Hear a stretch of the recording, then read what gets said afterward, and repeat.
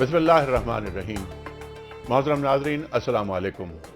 क़याम सुबह के साथ एक बार फिर हाजिर मैं हूँ आपका मेज़बान अनीक अहमद। आज क़याम सुबह में हम जिस मौजू पे बात करेंगे वो मौजू है कुरान करीम और अहले किताब। कुरान करीम अहले किताब के ताल्लुक़ से हमें क्या बताता है, क्या दर्ज देता है। कुरान करीम इरशाद फरमाता है कि या अय्युहल्लज़ीना आमनू ला तत्तखिज़ुल यहूद वन नसारा औलिया बादहुम औलिया बाद वमन लम यतवल्लहुम मिनहुम फ़इन्नहु मिनकुम। ख़वातीन व हज़रात, कुरान करीम इरशाद फरमाता है कि यहूद और नसारा को अपना दोस्त ना बनाओ, ये आपस में एक दूसरे के दोस्त हैं। जो कोई तुम में से इन्हें दोस्त बनाएगा वो उन्हीं में से होगा। कुरान करीम इरशाद फरमाता है और मुखातिबत हो रही है सरकार दो आलम सल्लल्लाहु अलैहि वसल्लम से कि वलन तरदा अनकल यहूदो वलन नसारा हत्ता तत्तबिअ मिल्लतहुम, यानी ए नबी करीम सल्लल्लाहु अलैहि वसल्लम, यहूद और नसारा तुम्हारे दोस्त उस वक्त तक नहीं हो सकते, तुमसे राज़ी उस वक्त तक नहीं हो सकते जब तक कि आप इनकी मिल्लत की इत्तिबा ना करें। इसके साथ साथ हम ये देखते हैं कि सूरह रोम में फतह की नवीद दी जा रही है। हम ये भी देखते हैं कि कुरान करीम ये इरशाद फरमाता है कि मुनाकिहत निकाह इन जो मोहसिनात हैं उनसे जायज़ है, जो अहले किताब में से। इनमें से तुम बहुत से अहले किताब को नरम दिल पाओगे, क़िस्सीन पाओगे, ये रातों को उठते हैं, आयात रब्बानी की तिलावत करते हैं, ये भलाई को फैलाते हैं। इनकी जज़ा अल्लाह ताला देगा और इनकी ये नेकियां, इनके ये आमाल बर्बाद नहीं होंगे। ये कुरान करीम इरशाद फरमाता है। ख़वातीन और हज़रात, कुरान करीम की रोशनी में हम बात करेंगे कि अहले किताब का क्या मनसब है, उनके साथ हम ताल्लुक़ात कहाँ तक रख सकते हैं, मुआसात, मुदारात, मवालात, इन सब पर गुफ्तगू होगी अपने अहद के मुमताज़ उलमा से। प्रोग्राम का आगाज़ हम करना चाहेंगे तिलावत कलाम पाक से। मुंतज़िर हैं हमारे मोहतरम क़ारी खालिद उस्मान अलवी साहब। आइए लाहौर चलते हैं। शुक्रिया अनीक साहब। अऊज़ु बिल्लाहि मिनश शैतानिर रजीम।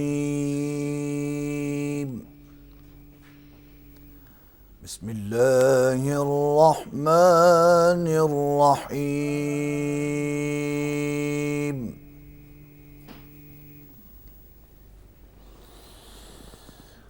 क़ुल या अहलल किताब तआलौ इला कलिमतिन सवाइम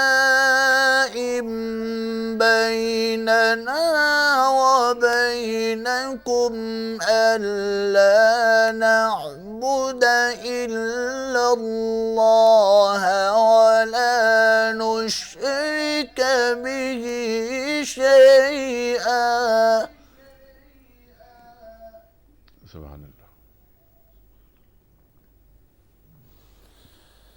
वला यत्तखिज़ बअदुना बअदन अरबाबन मिन दूनिल्लाहि फ़इन तवल्लौ फ़क़ूलू अशहदू बिअन्ना मुस्लिमून।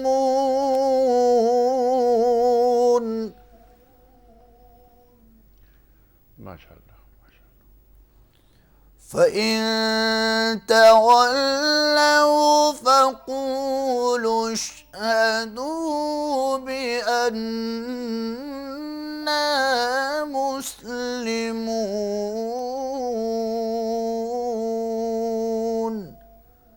सदक़ल्लाहुल अज़ीम। माशाअल्लाह, माशाअल्लाह, सुभान अल्लाह, सुभान अल्लाह। क़ारी साहब, ख़वातीन हज़रात, इन आयात का तर्जुमा और हदीस रसूल मक़बूल सल्लल्लाहु अलैहि वसल्लम के लिए हम जा रहे हैं एक बार फिर लाहौर, जहाँ हमारे मुंतज़िर मोहतरम मोहम्मद असलम राव साहब। आइए लाहौर चलते हैं। जनाब बहुत बहुत शुक्रिया अनीक साहब। शुरू अल्लाह के नाम से जो बड़ा मेहरबान नहायत रहम वाला है। कह दो कि ऐ अहले किताब, جو بات ہمارے اور تمہارے دونوں کے درمیان یکساں تسلیم کی گئی ہے اس کی طرف آؤ، وہ یہ کہ خدا کے سوا ہم کسی کی عبادت نہ کریں اور اس کے ساتھ کسی چیز کو شریک نہ بنائیں، اور ہم میں کوئی کسی کو خدا کے سوا اپنا کارساز نہ سمجھے۔ اگر یہ لوگ اس بات کو نہ مانیں تو ان سے کہہ دو کہ تم گواہ رہو کہ ہم خدا کے فرما بردار ہیں۔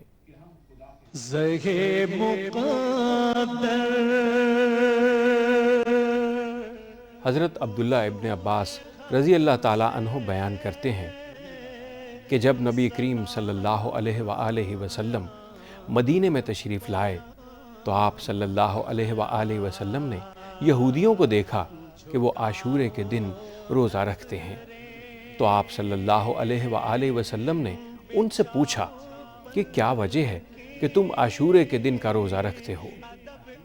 انہوں نے کہا کہ یہ ایک عمدہ دن ہے، یہ وہ دن ہے کہ جس میں اللہ تعالیٰ نے بنی اسرائیل کو ان کے دشمن سے نجات دی تھی، لہٰذا موسیٰ علیہ السلام اس دن روزہ رکھتے تھے۔ تو نبی کریم صلی اللہ علیہ وآلہ وسلم نے فرمایا، میں تم سے زیادہ موسیٰ علیہ السلام کا حقدار ہوں، پس آپ صلی اللہ علیہ وآلہ وسلم نے اس دن کا روزہ رکھا اور اس کے رکھنے کا حکم دیا۔ انیق صاحب، ایک سوال ہے، سوال یہ ہے کہ اللہ تعالیٰ کی شکر گزاری کے لیے نفلی نماز زیادہ بہتر ہے یا نفلی روزہ زیادہ بہتر ہے؟ اہل علم آپ کے پاس موجود ہیں تو ہماری رہنمائی فرمائیے۔ ٹھیک ہے، بہت اچھا سوال ہے آپ کا اسلم راؤ صاحب۔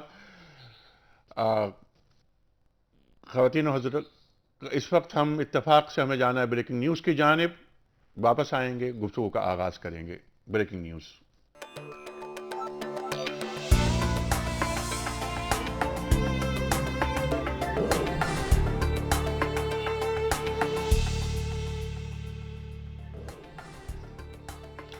ویلکم بیک خواتین و حضرات، تشریف فرما ہے محترم ڈاکٹر محسن نقوی صاحب اور محترم مفتی نذیر احمد خان صاحب، ممتاز علماء ہمارے ملک کے۔ آج کا سوال میں پیش کرتا ہوں آپ کی خدمت میں، جس طرح ہم روز ایک سوال رکھتے ہیں اور پروگرام کے آخر میں گفٹ ہیمپر کے لیے قرآن اندازی ہوتی ہے اور ہم دنیا ٹی وی کی جانب سے گفٹ ہیمپر آپ کو روانہ کرتے ہیں۔ کل ہم نے جو سوال رکھا تھا اس کا درست جواب بھی ہم بتاتے چلیں آپ کو۔ کل سوال یہ تھا کہ چاند گرہن کے موقع پر نبی کریم صلی اللہ علیہ وآلہ وسلم نے کون سی نماز ادا کی؟ صحیح جواب ہے نماز خسوف۔ آج کا سوال نوٹ فرما لیجئے۔ منافقین کی بنائی ہوئی مسجد زرار کا ذکر قرآن کریم کی کس سورت میں آیا ہے؟ 3 آپشن، سورہ توبہ، دوسرا آپشن سورہ یونس اور تیسرا سورہ یوسف۔ خواتین حضرات، ٹیلی فون نمبر، ای میل ایڈریس اور ہمارا SMS کا نمبر اسکرین پر آ رہا ہے، صحیح جوابات روانہ فرمائیے۔ ڈاکٹر صاحب، پروگرام کا آغاز ہم آپ سے کرنا چاہ رہے ہیں۔ سب سے پہلے یہ فرما دیجئے کہ اہل کتاب سے مراد کیا ہے؟ بسم اللہ الرحمن الرحیم۔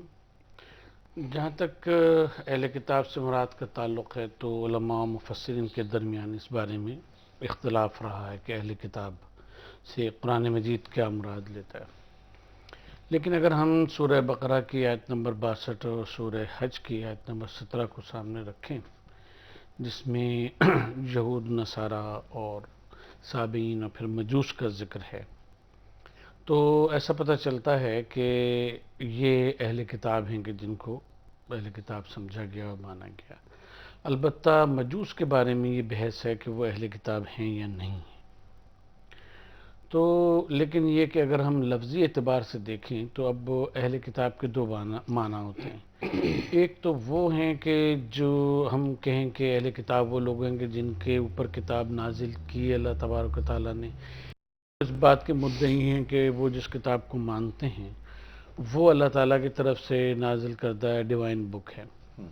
دوسرے اس کے ایک فقہی معنی بھی ہیں، اور وہ معنی یہ ہیں کہ عہد خلافت راشدہ میں اور اس کے بعد جب دیگر قومیں، ان 3 قوموں کے علاوہ جب دیگر قومیں جو ہیں ان کے اوپر مسلمانوں کا غلبہ ہوا، تو سوال یہ ہوا کہ ان کے احکام جو ہیں وہ کس طرح سے ہوں گے اور کیا ہوگا۔ جزیہ کے احکام ہیں، اگر وہ ذمہ ہیں تو پھر کیا ہوگا، کس طرح سے ہوگا۔ تو جہاں تک یہود اور نصارہ وغیرہ کا تعلق ہے تو اس کے بارے میں تو احادیث تھیں موجود اور قرآن مجید کی آیات بھی ہیں بہت سی. تو وہاں پہ پھر یہ بات طے کی گئی کہ جہاں تک اس نظام کا تعلق ہے تو ان لوگوں سے بھی اسی شرح سے جزیہ وغیرہ جو ہے وہ لیا جائے گا اور یہی احکام جو ہیں تقریباً ان کے اوپر عائد ہوں گے. تو اس لحاظ سے اہل کتاب جب کہتے ہیں تو وہ لوگ مراد ہیں اصلاً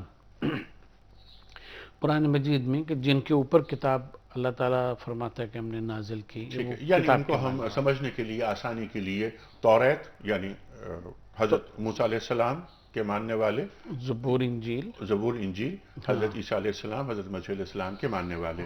تو اہل کتاب سے مراد یہودی اور مسیحی ہوئے یہاں. ہاں اور نہیں لیکن کیونکہ قرآن مجید سابعین کو بھی شامل کرتا ہے اور ان کو بھی لہٰذا ان کے بارے میں بحث ہے وہ پھر ہم لوگ بعد میں دیکھیں گے. اس پہ بحث ہے، لیکن اب عام طور پہ عمومی جو رویہ ہے قرآن اہل کریم کتاب کا، سے یہی دو مراد ہیں. اہل کتاب سے مراد یہی دو ہیں، یہودی اور عیسائی. یہی سوال مفتی صاحب آپ کی خدمت میں. کہ اہل کتاب کا جب لفظ قرآن کریم میں آتا ہے، قرآن کریم میں بہت سے انبیاء کرام علیہم الصلاۃ والسلام کے نام مذکور ہیں، ان کی قوموں کا بھی ذکر ہے، لیکن صراحت کے ساتھ آج جن کا وجود ہے یعنی وہ مذاہب جن کا وجود بنص قرآن ہے، یہ اہل کتاب صرف مسیحی ہیں اور صرف یہودی ہیں. ٹھیک ہے، جہاں تک سابعین کا تعلق ہے فقہا اس پہ بحث کرتے ہیں، لیکن وہ اس معنی میں کہ آیا یہ اہل کتاب ہیں یا ستارہ پرست ہیں.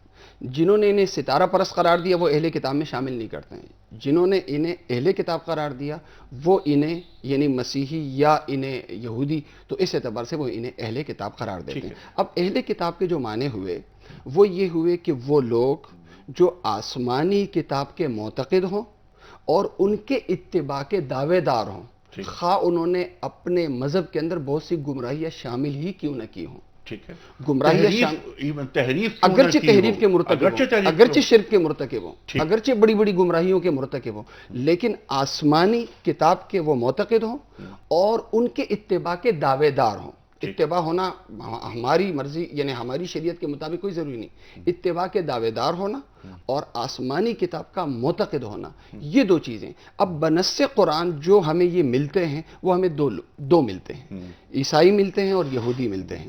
تو وہ عیسائی جو آسمانی مذہب کے معتقد ہوں ٹھیک ہے، اور عیسائیت کے یا یہودیت پر عمل کے دعوے دار ہوں، ٹھیک ہے، اگرچہ بہت سے شرک وغیرہ، تو ان کے ساتھ قرآن اگرچہ کریم بہت شرک وغیرہ، اگرچہ بہت سی گمراہیاں شرک وغیرہ انہوں نے شامل کی ہوئی ٹھیک ہے، ہوں، اس کے باوجود ہم انہیں اہل کتاب اہل کہیں گے. اور کتاب یہ جو کہتے ہیں. کھانوں کا ذکر ہے یعنی ان کے ذبیحے کا ذکر ہے، اسی طرح ان حلال کی ہیں ان کے عورتوں کے کھانے ساتھ، تو ہمارے وہ لیے حلال، ہمارے کھانے ان کے لیے حلال. لیکن آپ نے بات کی شرک کی. مفتی صاحب یہاں پر ایک بات یہ ہے کہ قرآن کریم جو ارشاد فرماتا ہے اس میں اہل کتاب کو مشرک نہیں کہتا. لم یکن الذین لم یکن سورہ بینہ کی جو پہلی آیت ہے، لم یکن الذین من کفروا لم یکن الذین کفروا من من اہل الکتاب والمشرکین منفکین، تو وہاں پر جو بات ہو رہی ہے مشرک الگ اور اہل کتاب الگ. ڈاکٹر صاحب اس پہ کچھ بات کیجئے. دیکھیں اصل میں بنیادی طور کے اوپر یہ ہے کہ مذاہب کو اور ان کی تحریف کو جب دیکھتے ہیں تو اس میں دو طرح کی چیزیں، جیسے ایک تو سب سے پہلی بات کہ جو الہامی مذہب ہوگا وہ توحید کا دعوے دار اور توحید کا ماننے والا اور توحید کے اوپر اس کی بنیاد ہوگی. اصل چیز خدا تعالیٰ کا وجود اور توحید ہے. اب آگے مسئلہ آتا ہے نبوت کا، جو ظاہر ہے کہ مین پلرز میں سے دو میں سے ایک ہے. اگر ہم نصارہ کو دیکھتے ہیں، یہاں پہ ہم لفظ مسیحی نہیں استعمال کریں گے کیونکہ وہ زیادہ براڈر اصطلاح ہے، قرآن مجید نے اس کو استعمال نہیں کیا ہے. ٹھیک ہے، نصارہ کو ہم دیکھتے ہیں، یہود کو دیکھتے ہیں، تو یہود میں ہم یہ دیکھتے ہیں کہ وہ توحید پرست ہیں. یہودیت میں یہ پوائنٹ بہت اہم ہے آپ کا، لیکن کیونکہ آپ نے اب نصارہ کی بات کی ہے تو ہمارے ناظرین کو تاکہ یہ سمجھ میں آ جائے یہ بات کہ نصارہ سے مراد کیا ہے اور وہ جو ناصریہ ہے اس سے کیا تعلق ہے اس کا، تاکہ یہ بات کنوے ہو سکے. ہاں ہم ایک اس میں بتا دیں گے، لیکن ہم پہلے توحید و نبوت کے حوالے سے دو جملے عرض کر دیں. اور جب ہم یہ دیکھتے ہیں کہ تورات کے بعد پھر اس کے بعد گویا کہ شریعت کے طور کے اوپر انجیل آتی ہے، حضرت عیسیٰ علیہ السلام تشریف لاتے ہیں. زبور جو ہے وہ تو اس کا پہلے اس کا پارٹ ہی ہے، حصہ ہی ہے. تو یہودیوں نے حضرت مسیح علیہ السلام کی گویا کہ نبوت کی تکذیب کی، ان کو نبی نہیں مانا. ٹھیک، اور پھر انہوں نے خود عیسائیوں نے مسیحی حضرات نے گویا کہ نبی کریم صلی اللہ علیہ وآلہ وسلم کی نبوت کو نہیں مانا. ٹھیک تو جہاں تک توحید کا تعلق ہے ٹھیک. تو یہ جو قرآن مجید کی آیت جو ابھی سرنامہ کلام میں تلاوت کی تعالوا لاہور الی سے کلمۃ تعالوا سواء الی بیننا کلمۃ وبینکم. اس میں جو بنیادی بات کہی جا رہی ہے وہ یہ نہیں کہی جا رہی ہے کہ یہ تینوں مذاہب اور ان کا ہر جز جو ہے وہ پورا توحید کے اوپر ہے. یہ کہی جا رہی ہے کہ اصلاً تو اللہ کی طرف سے جو پیغام تھا وہ توحید کا ہی تھا اور وہی تمہاری بنیاد ہے. جی لیکن تم نے اختلاف جس چیز میں آیا وہ یہ کہ پھر اللہ اور اللہ تعالیٰ کے بارے میں. لیکن یہ فرقے یا یہ کہہ لیے کہ دین ابراہیمی کے یہ مذاہب جو ہیں وہ پھر نبوت میں آ کے بحث کرتے ہیں اور نبوت میں گویا کہ کیونکہ ہمارے نبی کی نبوت کو نہیں مانتے لہٰذا وہ اسلام سے نبوت کے ساتھ ساتھ ڈاکٹر صاحب اللہ کا بیٹا بنا لینا، یعنی یہودیوں نے عزیر علیہ السلام اور یہاں حضرت عیسیٰ علیہ السلام کو، تو یہاں پر شرک ان مالوں میں کہ باپ بیٹا روح القدس. ہمارا خیال ہے اس طرح سے نہیں ہے. اچھا دیکھیں آپ قرآن مجید ہی کہتا ہے کہ جو تین اس کو مانتے ہیں باپ بیٹے روح القدس جو تشریح کی جاتی ہے، اس کے باوجود آپ دیکھیں سورہ مائدہ آخری قرآن مجید کا سورہ ہے جو نازل ہوا، اس کے آیت نمبر 40-41 سے اگر آپ شروع کریں تو تورات و زبور کے لیے اور انجیل کے لیے یہ کہا کہ اس میں نور ہے، ہدا ہے، اور اگر اس کے مطابق جو لوگ فیصلہ نہیں کرتے وہ فاسق ہیں، ظالم ہیں، وہ ہیں. اس کا مطلب یہ ہے کہ قرآن مجید ان پر دو طرح سے گفتگو کرتا ہے. ایک تو عقائد کے اعتبار سے، ان کی اصل کے اعتبار سے کہ یہ ان کی اصل جو ہے وہ اللہ تعالیٰ اللہ تبارک و تعالیٰ کی طرف سے ہے اور اس میں نور اور ہدایت اصلی جو وہ ہے اس میں سب کچھ موجود ہے. اب جہاں تشریحات میں اختلاف آ جاتا ہے، ٹھیک ہے، جیسے سورہ توبہ میں یہ بات ہے کہ ابن اللہ کہتے ہیں، حضرت عیسیٰ علیہ السلام مسیح علیہ السلام کو یہ لوگ ابن اللہ کہتے ہیں. جی اس کے باوجود قرآن مجید یہ کہہ رہا ہے کہ دیکھو تورات میں اور انجیل میں تو نور اور ہدایت تھی ٹھیک. ہیں، اور اگر تم اس کو مانتے ہو اور اس کے مطابق فیصلہ کرتے ہو تو تب ٹھیک ہے. اس کا مطلب ہے کہ شریعت کا وہ اور ہے اور عقائد کی بنیاد کے اوپر انحراف دوسری چیز. تو یقیناً توریت ہو، زبور ہو، انجیل ہو، ہم تصدیق کرتے ہیں، قرآن کریم تصدیق کرتا ہے ان کتابوں کی، لیکن جو مذمت کر رہا ہے وہ ان کے عقائد کی مذمت کرتا ہے جو انہوں نے شامل کر لی ہیں. جو انہوں نے شامل کر لی ہیں. اگر اس کو انیق صاحب ہم دوسرے الفاظ میں کہیں، دیکھیں جی. قرآن کریم جب ذکر کرتا ہے مذہب کا، ان کے مذہب کا جب ذکر کرتا ہے اور ایک ہے مذہب والوں کا ذکر کرتا ہے. ٹھیک. قرآن کریم جب ان کی کتابوں کا ذکر کرتا ہے تو مذمت کے ساتھ نہیں کرتا بلکہ تعریف کے ساتھ کرتا جی ہے. ہاں. جیسے انا انزلنا التوراۃ فیہا ھدی ونور، اسی طرح وآتیناہ الانجیل فیہا ھدی ونور ومصدقا لما بین یدیہ وھدی وموعظۃ للمتقین. تو اور کہیں ہے فیہا حکم کہ اس کے اندر جو ہے نا وہ اللہ تعالیٰ کا فیصلہ ہے، کہیں ذکر ہے کہ اس کے اندر یہ ہدایت ہے، کہیں ذکر ہے اس کے اندر نصیحت ہے تقوی والوں کے لیے. تو یہ جو الفاظ ہے قرآن کریم جب توریت کا ذکر کرتا ہے، قرآن کریم جب انجیل کا ذکر کرتا ہے تو اس کے ساتھ کرتا ہے کہ یہ اللہ کی کتاب ہے اور اس کے اندر وہ ہدایت اور موعظت وہ ساری کی ساری چیزیں موجود ہیں. لیکن جب ذکر آتا ہے کتاب والوں کا تو یہ کہا جاتا ہے، پھر ان کی جو مذمت کی جاتی ہے وہ کتاب کے اتباع یا کتاب کے دعوے دار ہونے کی بنیاد پہ ان کی مذمت نہیں کی جاتی، بلکہ ان کی جو مذمت کی جاتی ہے کہ انہوں نے اتباع ہوا کی بنیاد پر مذہب کے اندر تحریف کر کے انہیں اجتہاد قرار دیا، اجتہاد کے کتابوں کو نہیں مانا. جی. تو یحرفون الکلمہ، جہاں پہ دیکھیں قرآن کریم میں عمومی طور سے جب ذکر آتا ہے تو قرآن یہ کہتا ہے کہ دیکھو قرآن میں یہ ذکر ہے، یہی حکم توریت میں بھی تھا، جیسے آیات محرمات، اسی طرح آیات توحید. قرآن یہ کہتا ہے کہ یہ حکم جو قرآن میں دیا جا رہا ہے یہی حکم انجیل میں بھی تھا. لہذا تمہیں دعوت تبدیلی مذہب کی نہیں دی جا رہی بلکہ تکمیل مذہب یا اصلاح مذہب کی تمہیں دعوت دی جا رہی. پھر جب یہ قرآن ذکر کرتا ہے کہ یحرفون الکلم عن مواضعہ، کہ یہ لوگ اپنی کتاب کے اندر تحریف کے مرتکب ہوئے ہیں، اور پھر قرآن کریم جب ان کی کمیوں کا اور تحریفات کا ذکر کرتا ہے تو پھر اس کے اندر ذکر ہوتا ہے کہ انہوں نے اپنے دین کے اندر کیا کیا تحریفات رکھی.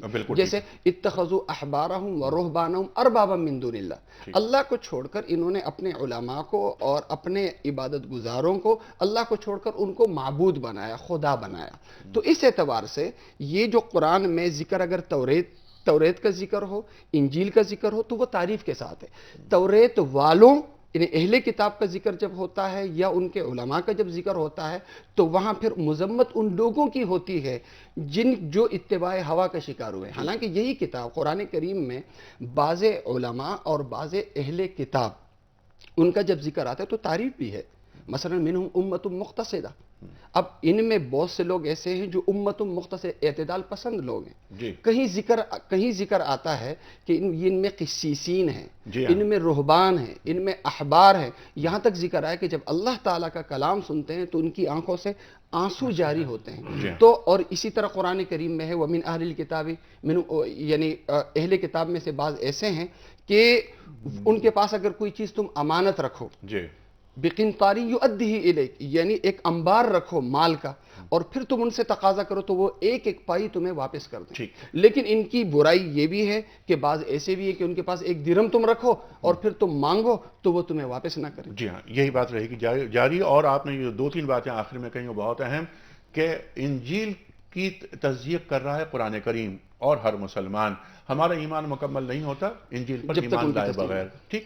تو انجیل کے بعد یعنی عیسیٰ علیہ السلام کے بعد محمد مصطفیٰ احمد مصطفیٰ صلی اللہ علیہ وآلہ وسلم کو ماننا تبدیل مذہب نہیں بلکہ تکمیل مذہب ہے. تکمیل مذہب ہے اور اصلاح مذہب. اور اصلاح مذہب ہے. اسی لیے قرآن کریم میں جہاں ذکر ہے مصدقا لما بین یدیہ. ٹھیک ہے. اور اسی طرح جب ایمان میں کیا ہے کہ یعنی پہلی آیت ہے ھدی للمتقین الذین یؤمنون بالغیب الذین یؤمنون جب کتابوں کا ذکر آتا ہے ما انزل الیک وما انزل من قبلک. یہ گفتگو رہے گی جاری.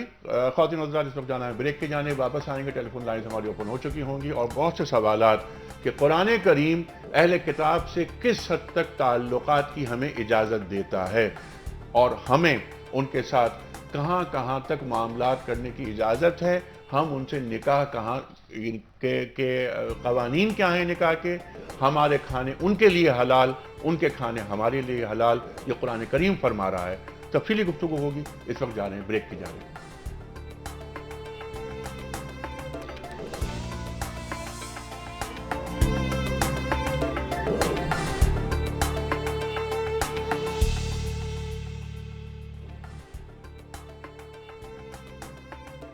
ویلکم بیک خواتین و حضرات, پیام صبح ایک بار پھر خوش آمدید. تشریف فرمائے محترم ڈاکٹر محسن نقوی صاحب اور محترم مفتی محمد نذیر خان صاحب. خواتین و حضرات, گفتگو ہو رہی ہے آج جس موضوع پر, وہ موضوع ہے کہ قرآن کریم اور اہل کتاب. قرآن کریم اہل کتاب کے تعلق سے کیا کہتا ہے.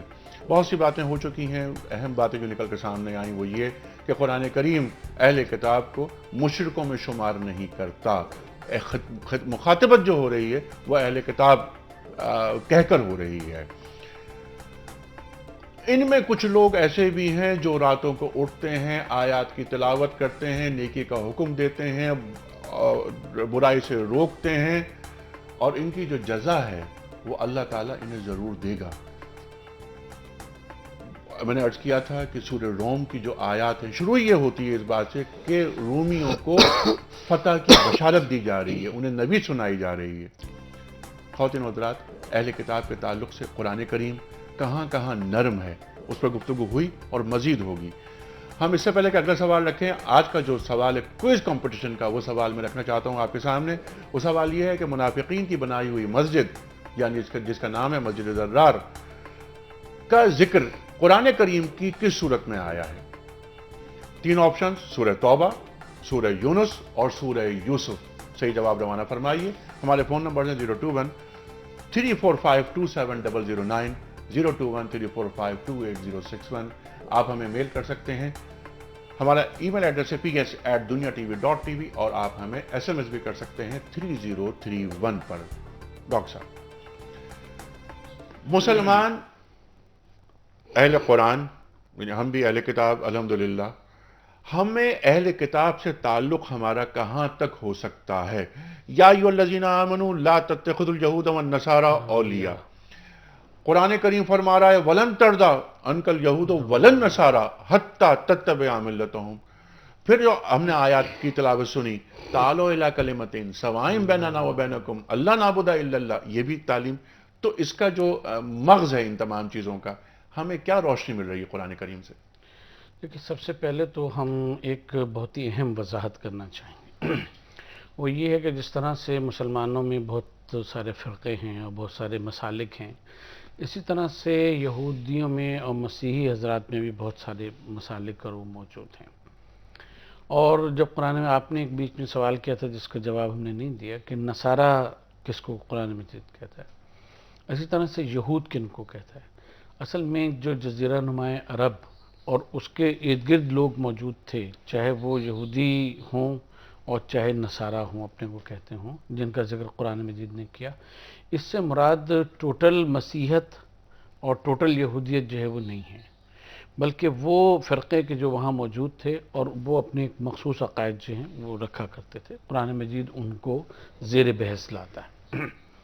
نصارہ کا جہاں تک تعلق ہے تو یہ نصارہ وہ لوگ تھے کہ جو کیونکہ حضرت عیسیٰ علیہ السلام کی پیدائش جو ہے وہ نزرت میں ہوئی ہے اور جیزس آف نزرت ہی ان کو کہا جاتا تھا، یہی لفظ ہے کہ جو عربی میں نصارہ نصرانی ہو گیا، اور اس حوالے سے ان کو نصرانی کہا گیا کہ وہ جیزس آف نزرت کے ماننے والے ہیں۔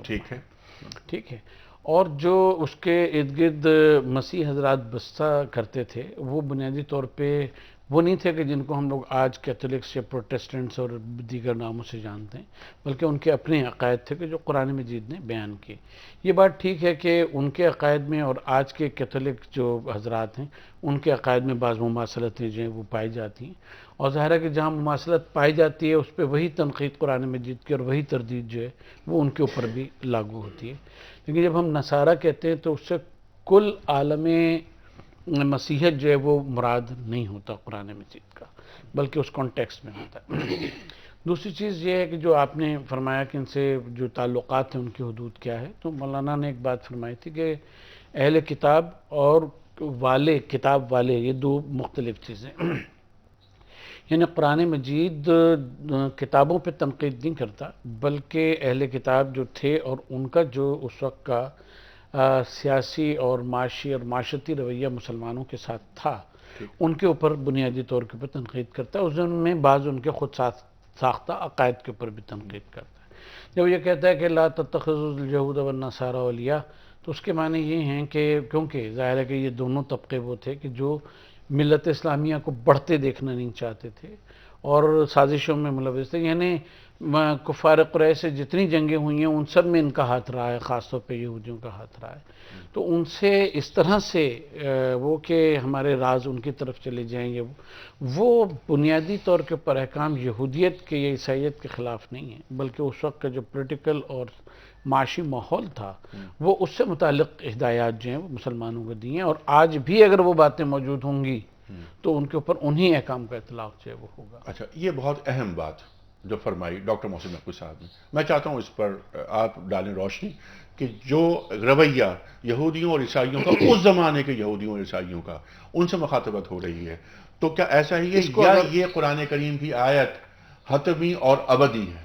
دیکھیں، یہ جو لوگوں کی سہولت کے لیے اگر ہم اس کو جو اہل کتاب کے ساتھ جو ہمارے تعلقات ہیں اگر اس کو ہم تقسیم کر دیں، مثال کے طور سے رسول کریم صلی اللہ علیہ وسلم نے جب ہجرت فرمائی، بخاری شریف کی روایت ہے کہ رسول کریم صلی اللہ علیہ وسلم نے وہ اعمال جن میں آسمانی حکم آپ کو نہیں ہوا تھا، آپ ان میں مدارت کے طور پر جو ہے وہ جو یہودیوں کے جو اعمال تھے آپ ان کے ساتھ موافقت کو ترجیح دیتے تھے۔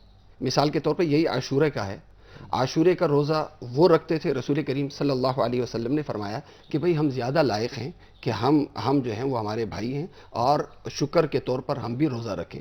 رسول کریم صلی اللہ علیہ وسلم نے ان کی کتاب میں جو روزے کا آیا ہے وہ آپ نے رکھنے کا حکم فرمایا، لیکن ان کی شناخت کے ساتھ نہیں بلکہ اپنی شناخت کے ساتھ۔ بہت اچھی بات۔ تو اس بنیاد پر ایک روزے کا اضافہ ہوا، لہٰذا ان کی بہت سی جو نیکیاں ہیں اگر وہ ان میں اچھائیاں ہیں وہ اچھائیاں ہم لیں گے اور ہماری بہت سی اچھائیاں ان میں جائیں گی، لیکن ان کی شناخت کے ساتھ نہیں بلکہ اپنی شناخت کے ساتھ ہم ان کی اچھائیوں کو لے بھی سکتے ہیں۔ اب میرا سوال میں چاہتا ہوں میں تھوڑا سا ذرا عرض کروں، میں آپ سے صرف عرض کروں کہ یہ بہت اہم بات فرمائی ڈاکٹر محسن نقوی صاحب نے، آپ نے اس دور کے یہودیوں اور عیسائیوں پر فوکس کیا جن کے رویے اسلام دشمنی پر مبنی تھے۔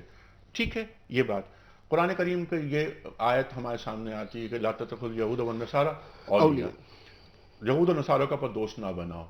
یہ کن یہود و نصارہ کی بات ہو رہی ہے؟ صرف اسی عہد کے یا اب آگے ولن تردا انکل یہودو ولن نصارا حتی تتبع ملتہم، اسی کو آگے جوڑتے ہیں کہ جب تک ہم آپ اے رسول ان کی اتباع نہیں کریں گے، یہ آپ سے راضی نہیں ہوں گے.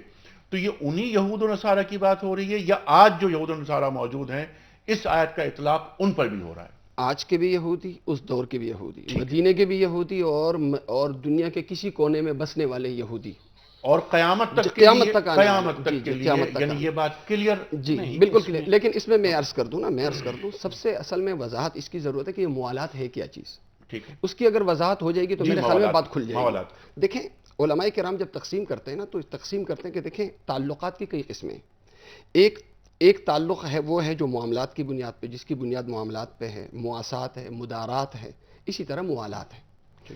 معاملات یعنی جو کاروباری تعلقات ہیں، میں کسی عیسائی کو، کسی یہودی کو میں پارٹنر بنا سکتا ہوں، وہاں ملازمت کر سکتا ہوں، اس کو میں ملازم رکھ سکتا ہوں. اسی طرح مواسات غم خواری، اگر وہ غریب ہے تو میں اسے صدقہ دے سکتا ہوں، اسے ہدیہ دے سکتا ہوں، اس کے ساتھ جو ہے وہ میں غم خواری کے جو اعمال ہیں وہ میں اس کے ساتھ کر سکتا ہوں. مدارات ہے، مدارات کا مطلب ہے خوش اخلاقی کا مظاہرہ، اچھے اخلاق کا اور اچھے عمل کا برتاؤ. یہ بھی یہود اور نصارہ کے ساتھ کیا جاتا ہے. رسول کریم صلی اللہ علیہ وسلم ان کی عیادت فرماتے تھے. جب ان کا جنازہ جاتا تھا تو احتراماً آپ صلی اللہ علیہ وسلم کھڑے ہو جاتے تھے. اس کا تعلق ہے مدارات سے. اب بات آئی موالات کی. موالات کا مطلب ہے کہ اپنائیت کا رشتہ، رازداری کا رشتہ. ہم یہود و نصارہ کے ساتھ دیکھیں، جہاں تک سفارتی تعلقات ہیں، سیاسی تعلقات ہیں، کاروباری تعلقات ہیں، قرآن کہتا ہے لا ينهاكم الله عن الذين لم يقاتلوكم في الدين ولم يخرجوكم من دياركم ان تبروهم وتقسطوا اليهم. ٹھیک ہے، اگر ہمارا ان کے ساتھ عملی طور سے ہماری جنگ نہیں ہے، ہماری یہ نہیں ہے، تو ہم ان کے ساتھ مدارات، مواسات، معاملات سب کر سکتے. لیکن جو رازداری کا تعلق یہود و نصارہ کے ساتھ ہے، اپنائیت کا جو تعلق ہے، دیکھیں فرق ہے اپنے میں اور دوست میں. رشتہ دار میں اور دوست میں بڑا فرق ہے. رشتہ دار کے ساتھ آپ کا ایک رشتہ ہے، ایک مسلمان کے ساتھ آپ کا ایک دینی رشتہ ہے. یہودی اور نصرانی کے ساتھ میرا وہ رشتہ موجود نہیں ہے، ظاہری ایک رشتہ ہے. اسی بنیاد پر رازداری کا تعلق جب بھی رکھا ہمارے حکمرانوں نے، وکی لیکس کے ذریعے ہم اس کا اندازہ لگا سکتے ہیں کہ اس کا پھر انجام کیا ہوا. ہم اس کا پھر تو رازداری کا جو تعلق ہے، رازداری کا تعلق ہے، اپنائیت کا تعلق ہے، اپنوں سے زیادہ ان پہ جو اعتماد کا وہ ہے، وہ قرآن اس کی اجازت ہرگز نہیں دیتا. اور قرآن یہ اجازت قیامت تک کے لیے نہیں دے رہا. ہمارا خیال ایسا نہیں ہے یہ. اچھا ٹھیک ہے. اچھا کچھ کال لے لیتے ہیں، اس کے بعد اس بات کو آگے بڑھائیں گے. جی السلام علیکم. وعلیکم السلام ورحمۃ جناب اللہ. فرمائیے. انیک بھائی میں زاہد نور کراچی سے بول رہا جی ہوں. فرمائیے سر. انیک بھائی میرا سوال یہ ہے، جیسے کہ ابھی آپ ذکر کر رہے ہیں کہ یہود و نصارہ کا، ٹھیک. اس کے اندر ایک چیز آتی ہے قرآن میں، سورہ بقرہ میں اللہ تعالیٰ فرماتے ہیں لعنت اللہ علی الکافرین، کافروں پر اللہ کی لعنت. اچھا ان کو ہم اپنا دوست کیسے بنا سکتے ہیں؟ ٹھیک ہے. یہ کافروں پر جب اللہ تعالیٰ اپنی کتاب میں ہی لعنت فرما رہے ہیں جی تو پھر ہم ان کو اپنا دوست کیسے بنا سکتے جی ہیں؟ تو ہمارے دوست ہی نہیں ہوئے نا. جی بالکل ٹھیک ہے. آپ کا سوال کیا ہے؟ سوال میرا یہی ہے سر. اچھا نہیں، اس پہ ابھی گفتگو آپ نے شاید سنی نہیں. ابھی کے 3 مدارات، مواسات اور تیسری چیز کیا؟ معاملات. اس پر بہت ساری گفتگو، بہت ساری نہیں جو ہمارے علماء نے گفتگو کی نا، آپ یہ اس پر ذرا توجہ فرمائیں. تو بات کی کہ ہم ان کو اپنا راز نہیں دے سکتے، ہم انہیں ان کا اپنا رازدار نہیں بنا سکتے، ہم انہیں اپنا سرپرست نہیں بنا سکتے. لیکن جہاں تک معاملات ہیں، سفارتی معاملات ہیں، یا وہ معاملات، مفتی صاحب آپ کی بات کو آگے بڑھاتے ہوئے، کہ جہاں پر ہمیں منفعت ہو رہی ہو، ہمیں فائدہ ہو رہا ہو کچھ چیزوں میں، یعنی کاروبار میں فائدہ ہو رہا ہے، تو میں وہ کاروبار ایک مسیحی اور ایک یہودی کے ساتھ کر سکتا ہوں. بالکل کر سکتے ہیں. بالکل. ایک کال اور لے لیتے ہیں. جی السلام علیکم. جی وعلیکم السلام. جی ٹی وی کی آواز بند کر دیں. ٹی وی کی آواز بند کر دیجیے. جی میں جی ہلو. جی فرمائیے. میں یہ پوچھنا چاہ رہا تھا، ابھی ڈسکشن کے دوران یہ سوال آ رہا تھا، یہ ڈسکشن ہو رہی تھی کہ ان کا کھانا آپ کے لیے حلال ہے اور آپ کا کھانا ان کے لیے حلال ہے. قرآن کہہ رہا ہے. جی تو اس میں یہ میں پوچھنا چاہ رہا تھا کہ یہ سور یہ لوگ کھاتے ہیں اور دوسری جو ذبح کرتے ہیں ان پہ اللہ اکبر یا اللہ کا نام نہیں لیا جاتا ہے، تو اس کے بارے میں دوسرا سوال میں یہ پوچھنا چاہ رہا تھا. ابھی ڈسکشن کے دوران یہ بھی بات ہو رہی تھی کہ وہ راتوں کو اٹھ کر عبادت کرتے ہیں اور اللہ کو یاد کرتے ہیں. پھر اس کے ساتھ یہ ایک حدیث بھی ہے کہ ایسے لوگ بھی ہے کہ ان کا رات کو جاگنا صرف جاگنا ہوتا ہے، عبادت نہیں ہوتی ہے. تو کیا ہم اس کو ڈٹرمائن کریں گے کہ جو ایک بندہ رات کو اٹھ کے عبادت کرتا ہے وہ صرف رات جاگنا ہوتا ہے کہ نہیں، واقعی میں عبادت ہوتی ہے؟ بالکل ٹھیک ہے. بالکل یہ دونوں سوالات ہم رکھتے ہیں ڈاکٹر صاحب کے سامنے. دیکھیے پہلے تو جو گفتگو چل رہی تھی اس کے بارے میں ہم تھوڑی سی بات کریں. دیکھیے قرآن مجید تو کی ہر آیت ابدی ہے, اس کا حکم منسوخ نہیں ہوتا, لیکن یہ کہ ایک چیز ہوتی ہے جس کو ہم اطلاق حکم کہا کرتے ہیں. ٹھیک ہے, اس کی مثال یوں ہے کہ جیسے وضو ہے وہ دونوں ہاتھوں کے اوپر ہوگا, اب کسی شخص کا ایک ہاتھ ہے ہی نہیں تو وہاں وہ صورت موجود نہیں ہے تو اس کا حکم کا اطلاق بھی نہیں ہوگا. مسئلہ یہ ہے کہ یہ آیات جو ہیں یہ بالکل اپنی جگہ کے اوپر ابدی ہیں, قرآن کا جز ہے, لیکن ظاہر ہے کہ اس کے اطلاق کی صورت یہ ہے کہ خود قرآن مجید یہ کہتا ہے کہ جب تک تم ان کی ملت سے راضی, ان کی اس پہ اتباع نہیں کرو گے یہ تم سے راضی نہیں ہوں گے. لیکن اگر کوئی زمانہ ایسا آتا ہے جس میں یہود و نصارہ آپ سے اپنی ملت کے اتباع کی بات نہیں کرتے, آپ کے ساتھ کو ایگزسٹنس کی بات کرتے ہیں تو وہاں پہ اس کا اطلاق جو ہے وہ نہیں ہوگا. تو یہ آیات جو ہیں ان کا ایک پولیٹیکل امپورٹ ہے اور ایک ان کا تھیولوجیکل آسپیکٹ ہے. اب وہ تھیولوجیکل آسپیکٹ وہ ہے کہ اس کا جس زمانے میں وہ حالات موجود ہوں گے وہ آج یا تا قیام قیامت اس آیت کا اطلاق اسی صورت سے ہوگا. لہٰذا یہ گفتگو سے تاثر لینا کہ ہم گویا کہ اس کو ایک زمانے میں محدود مانتے ہیں حکم کو اور اس کا اطلاق آج کے زمانے پہ نہیں کرنا چاہتے, ایسا نہیں ہے. قرآن مجید کی تمام آیات جو ہیں وہ اسی صورت سے ازلی اور ابدی ہیں, اس کے اندر کوئی تبدیلی نہیں ہو سکتی, لیکن اس کا اطلاق محل اطلاق جو ہے وہ بدلتا ہے. ٹھیک ہے, لیکن اب یہ کہ ڈیبیٹیبل بات ہے کہ ہم نہیں چاہتے اس پہ اب ڈیبیٹ کا آغاز کیا جائے, کیونکہ بہت اہم بات ہے کہ یہ تو نہیں نقطہ نظر کے علاوہ جو انٹرپریٹیشن ہے نا, تعبیرات کا فرق ہے یہاں پر. یہ مفتی صاحب نے جو بات فرمائی وہ یہ کہ یہ بات بالکل حتمی ابدی ہے, قیامت تک کے لیے ہے. اگر ہم قرآن کریم کی ان آیات کو محدود وقت یا کسی خاص وقت سے منسوب کر دیں, منسلک کر دیں, تو پھر قرآن کریم ایک ٹیکسٹ بک سے زیادہ نہیں رہے. نہیں ایسا نہیں ہے. قرآن مجید کی آیات جو ہیں وہ ابدی ہیں اور ان کے معنی, لیکن ان کا اطلاق جو ہے وہ کسی موقع کے اوپر ہوتا ہے, کسی موقع کے اوپر نہیں ہوتا. لیکن کیا یہ آیت ولن ترضی عنک الیہود ولن نصارى حتی تتبع ملتہم, جیسے آپ نے فرمایا کہ ایسا وقت بھی آ سکتا ہے کہ یہود و نصارہ کی اپنی اتباع ملت کی بات نہ کریں, کیا ایسا ہو سکتا ہے؟ ہاں ہو سکتا ہے, کیوں نہیں. اچھا ایسا کہ وہ کو ایگزسٹنس کی بات کریں, آپ کے کنورٹ ہونے کی بات نہ کریں, لیکن اتباع کی بات نہ کریں. ہاں اتباع کی بات نہ کریں کہ آپ ہماری ملت کی اتباع کیے, تو وہاں پہ اس صورتحال میں اس کا اطلاق اگر ہم اس کو یوں لیں, انسان کو سب سے زیادہ جو عزیز ہوتا ہے, سب سے تمام رشتوں کے مقابلے میں سب سے زیادہ جو عزیز رشتہ ہوتا ہے وہ نظریہ ہوتا ہے. ٹھیک ہے, میرا اپنا ایک نظریہ ہے, ایک مسلمان ہے اور ایک غیر مسلم ہے. ظاہر ہے کہ جو میرا رشتہ ایک مسلمان سے ہو سکتا ہے وہ غیر مسلم سے نہیں ہو سکتا. میں غیر مسلم کو چاہوں کہ اس کا مجھ سے وہ تعلق بن جائے جو ایک مسلمان کا مجھ سے بنا ہوا ہے, ممکن نہیں. قرآن کریم فرماتا ہے, قرآن کریم اب میں ان سے دیکھیں تعلقات سے منع نہیں کر رہا, قرآن معاملات سے منع نہیں کر رہا. قرآن یہ کہتا ہے کہ ایک حد رکھ کے, ایک فاصلہ رکھ کے اب ان سے تعلقات رکھو. قرآن کریم یہ بھی کہتا ہے کہ تعالوا الی کلمۃ سواء بیننا وبینکم الا نعبد الا اللہ, آؤ ہم جو کامن چیزیں ہیں اشتراک کرتے ہیں. لیکن کیونکہ آپ نے بہت اچھی بات کی, نظریہ, ان کا nظریہ یہ ہے اور ان کا مذہب یہ ہے کہ وہ دوسرے سے اپنی اتباع چاہتا ہے, اور یہ بات مخاطبت ہو رہی ہے رسول کریم صلی اللہ علیہ وسلم سے. ایسا ممکن نہیں ہے. اور پھر ایک بات اور ہے, دیکھیں اگر دوسرے مذاہب والوں کو ہم لینا انیق صاحب, تو سب سے زیادہ موافقات جو پائی جا رہی ہیں وہ ہمارے اور اہل کتاب, اور اسی بنیاد پر وہ جو جیسے سوال آیا کہ ان کا کھانا ہمارے لیے, ہمارا کھانا ان کے لیے, تو اس حوالے سے جیسے آپ نے سوال ان کی طرف اچھا وہ کھانا یہ ہے کہ وہ سوال جو بہت اچھا آیا تھا, اس میں تو یہ ہے کہ وقت بہت کم ہے کہ ظاہر ہے کہ شراب, سور وغیرہ یہ حلال اشیاء کی بات ہو رہی ہے. دیکھیں طعام کا جو لفظ آتا ہے تو طعام سے مراد یہاں ذبیحہ ہے, ٹھیک ہے. ان کا باقی جہاں تک دوسری چیزوں کا تعلق ہے, جیسے پھل فروٹ ہو گئے, دوسرے سبزیاں ہو گئی, تو وہ ہندو کا پکایا ہوا کھانا یا اس کا دیا ہوا فروٹ کی صورت میں, لباس کی, تو وہ چیزیں وہ جو کھائی جاتی ہیں. لیکن یہودی اور عیسائیوں کے گھروں پہ ہم کھانا کھا سکتے ہیں. ان کا جو ذبیحہ ہے, جو چیزیں ہمارے اسلام میں حرام ہیں وہ نہیں کھا سکتے, باقی چیزیں کھا سکتے. بالکل کھا سکتے ہیں. ظاہر ہے اب جو اسلام میں حرام ہے وہ تو ہم کسی مسلمان کے گھر بھی نہیں کھا سکتے. وہ سوچے جائے کہ ہم کسی یہودی عیسائی کے گھر پہ کھانے کی سوچیں.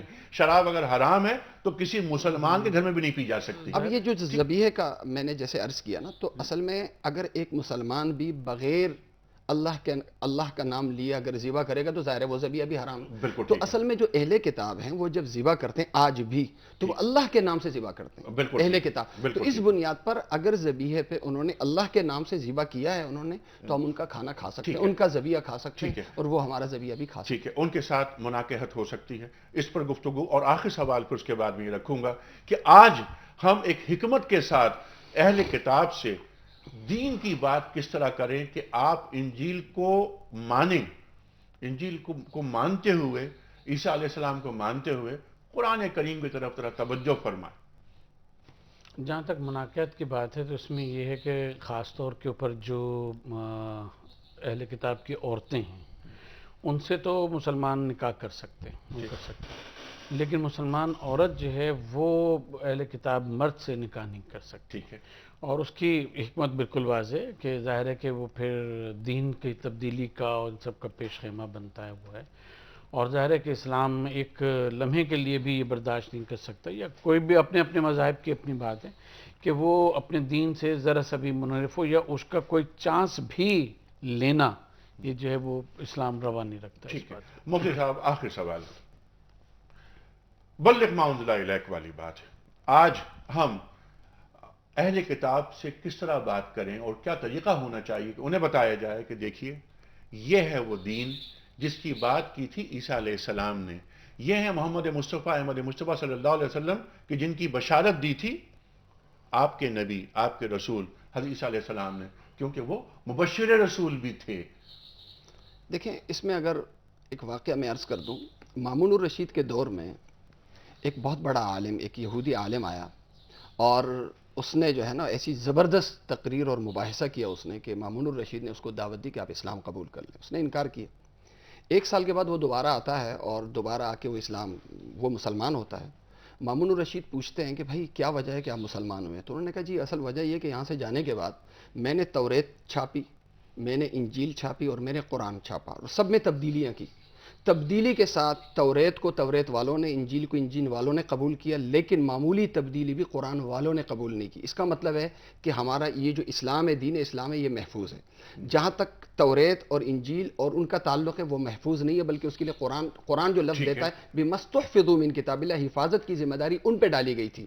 وقت کے تقاضوں کی بنیاد پر انہوں نے وہ تحریف کے مرتکب ہوتے رہے. تو قرآن جو ہے, ہم قرآن کے بارے میں کہہ سکتے ہیں کہ یہ عین انجیل ہے, قرآن عین توریت ہے. ہم انہیں جو دعوت دے رہے ہیں وہ یہی ہے کہ تمہاری پاس جو کتاب ہے وہی کتاب صحیح صورت میں اس طرح کے ایک مسلمان بھی اس میں تبدیلی نہیں کر سکتا. جی بالکل. اور آپ قرآن کریم کو مانیں گے, آپ دین محمدی کو قبول کریں گے تو آپ صلی اللہ علیہ وسلم, تو آپ تبدیل مذہب نہیں کر رہے بلکہ تکمیل مذہب. بلکہ قرآن کہتا ہے اسی کی طرف اشارہ, وَلَوْ أَنَّهُمْ أَقَامُوا التَّوْرَاةَ وَالْإِنْجِيلَ وَمَا أُنزِلَ إِلَيْهِم مِّن رَّبِّهِمْ لَأَكَلُوا مِن فَوْقِهِمْ وَمِن تَحْتِ أَرْجُلِهِمْ. اگر یہ لوگ توریت کو اور انجیل کو قائم رکھیں اور قرآن اللہ تعالیٰ کی طرف سے جو نازل کردہ احکام ہے, یعنی کتاب ہے, اس کو بھی قبول کریں تو کیا ہوگا, یہ کھائیں گے اوپر سے بھی اور نیچے سے بھی. یعنی اللہ تعالیٰ دین بھی دے گا اور انہیں دنیا بھی دے گا. بالکل. اور ایک جگہ یہ بھی کہ دوہرا اجر بھی ملے گا, دو اجر ملیں گے نا. قرآن کریم میں ادعو الی سبیل ربک بالحکمت والموعظۃ الحسنہ وجادلہم باللتی ہی احسن. یہ اصل